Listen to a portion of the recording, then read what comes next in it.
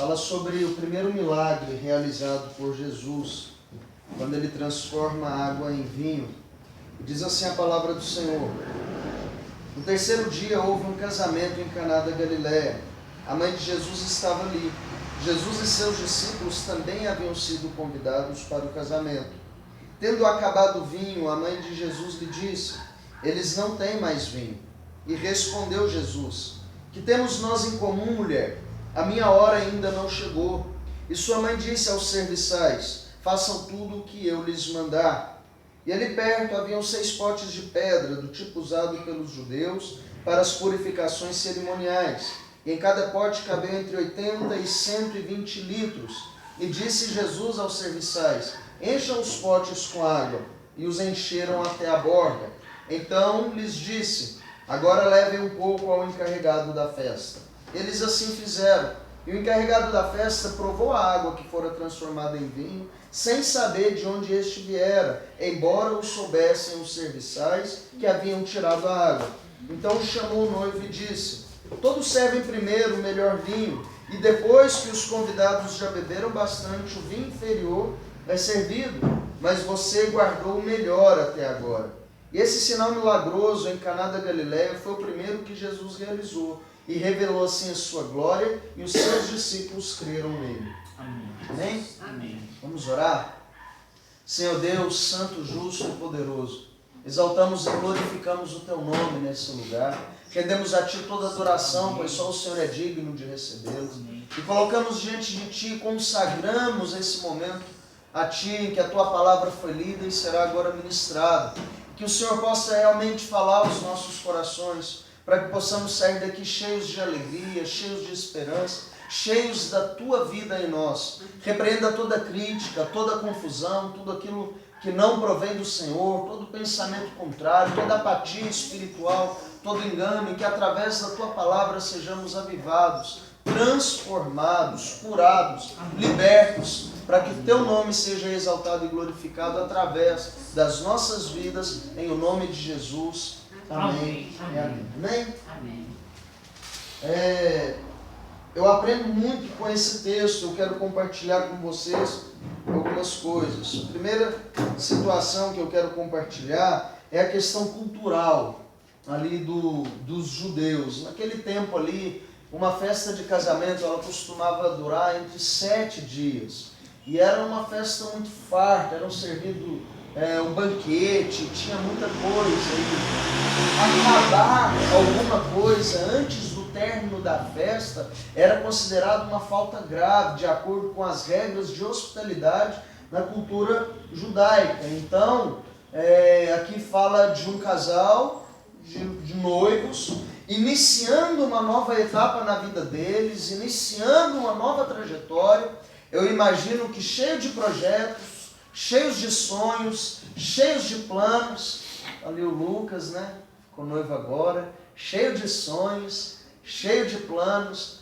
Eu me lembro, há 3 anos e meio, mais ou menos atrás, quando eu fui casar, a gente faz planos para a família, planos financeiros, planos para os filhos. Cheio de projetos, cheios de planos. E logo no início dessa nova etapa, desse novo começo, eles enfrentam agora um momento de dificuldade, um momento de crise. E essa palavra veio de encontro ao meu coração, porque nós temos vivido um tempo de crise. Estamos falando recentemente, de uma forma tão maçante, de crise política, de crise econômica. A gente tem visto Nova Serrana enfrentando esse momento, e a gente tem visto famílias em crise, a gente tem visto igrejas em crise, a gente tem visto líderes em crise, a gente tem visto pessoas com crise de identidade, com crise na fé, e a gente tem percebido esse tempo difícil sendo estabelecido sobre a nossa cidade, sobre a nossa nação, sobre o nosso ministério, sobre as nossas vidas, sobre a nossa casa. Então, eles estavam vivendo um tempo de dificuldade, um tempo de crise, porque aquilo era uma falta grave. Eles seriam humilhados, rejeitados por causa desse problema, dessa dificuldade. Mas algo ali naquela festa fez toda a diferença nesse momento de crise. E o que fez toda a diferença foi um convidado que estava lá. Quem é esse convidado, irmãos? Jesus. Jesus estava na festa. E aí a gente entende outra coisa também na palavra de Deus. A gente entende que a gente precisa convidar Jesus para o nosso casamento, para os nossos sonhos, para os nossos projetos. Senhor, esses são os teus projetos para a minha vida. Eu estou te apresentando os meus sonhos. Eles fazem parte dos teus planos para a minha vida. A gente precisa convidar Ele para o nosso casamento, para o nosso ministério. A gente precisa convidar Ele nos momentos de festa, de alegria, mas a gente precisa também convidar Ele nos momentos de dificuldade, de dor. Mas nós entendemos outra coisa também, que nós precisamos convidar Jesus. Mas o fato de nós convidarmos Jesus não nos coloca como imunes à dor, a problema, a sofrimento, a decepção e a dificuldade. Porque Jesus foi convidado. Jesus, a pessoa de Jesus, a presença de Jesus, fez toda a diferença no meio da crise, mas não impediu que a crise chegasse. Não impediu que o vinho se acabasse. E o vinho na Bíblia Sagrada faz menção à alegria.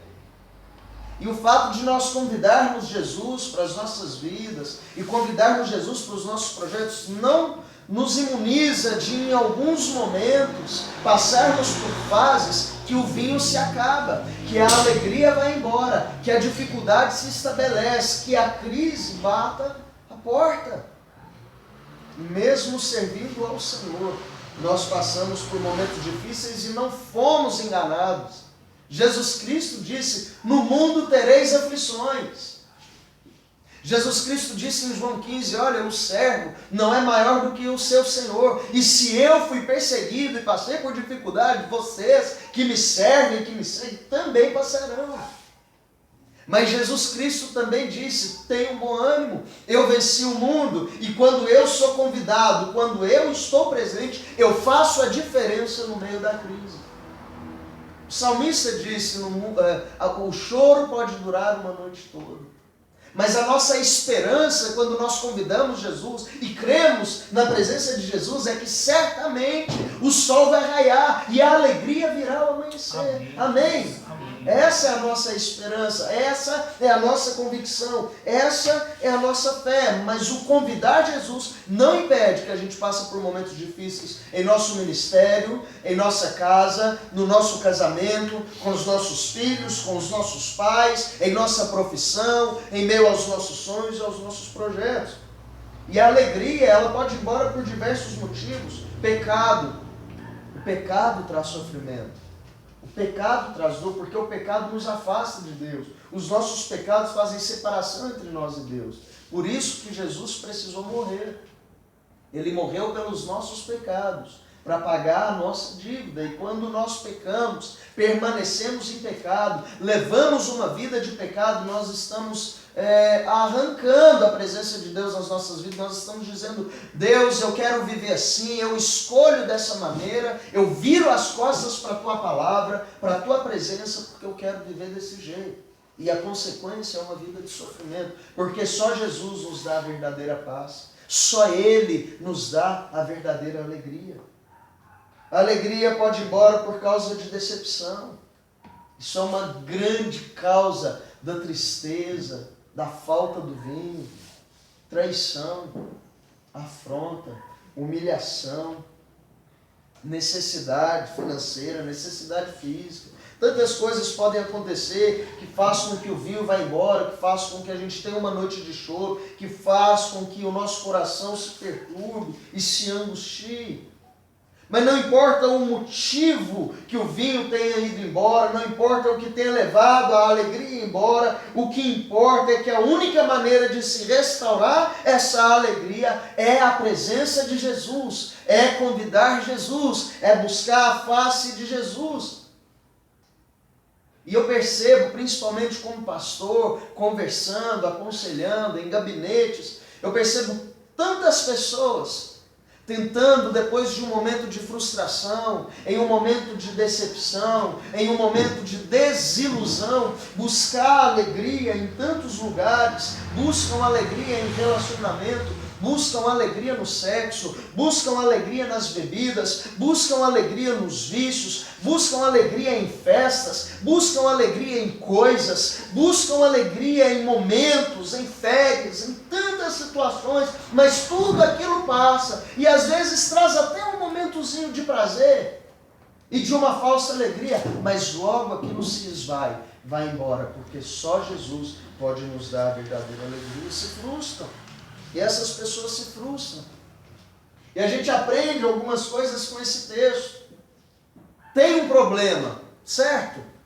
O vinho acabou, eles estão enfrentando uma dificuldade, eles estão enfrentando um problema, e nós aprendemos aqui com Maria. Ela chega para Jesus: Jesus, o vinho acabou.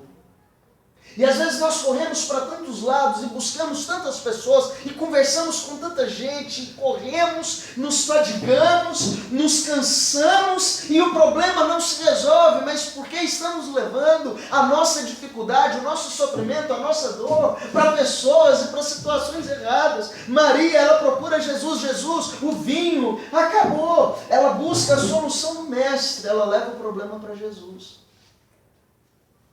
Filipenses 4:6. Não estejais inquietos por coisa alguma. Antes vossas petições sejam tudo conhecidas diante de Deus pela oração